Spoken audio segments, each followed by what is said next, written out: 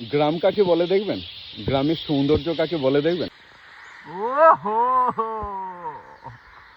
পাখিরাও বাসায় ফেরে। দেখুন পাখিদের যেন মেলা বসেছে এই জায়গাটায়। আমরা ঘুরতে এসেছি বিকেলবেলা। এই যে আমরা এই যে গোপাল আছে, গোপাল হাই করো একবার, আর রিতুন একবার হাই করো। তো আমরা এখানে ঘুরতে এসেছি, আর এটা ধূপগুড়ির রায়পাড়া। আর এই জায়গাটা দেখুন বাঁশ গাছে পরিপূর্ণ। সারাদিন এত পাখির এখানে থাকে না, চারিদিক থেকে যত পাখি আছে দেখুন সব এসে এখানে, এই যে বক, কাক এবং চড়ুই, যত ধরনের পাখি আছে এই অঞ্চলটাতে মানে এত পরিমাণ আসছে। আর পাখির আওয়াজটা দেখুন, ওইদিকে একটা বড় গাছ আছে, ওই যে সরু করে লম্বা করে, ওই গাছটাতে এত পাখি বসে আছে না, কি বলবো। এই জায়গাটা দেখুন, চারিদিকে পাখি, চারিদিকে পাখি। এই যে এই গাছের উপর দেখুন কত পাখি বসে আছে। ভালো লাগলো ইতুনের, ভালো লাগলো।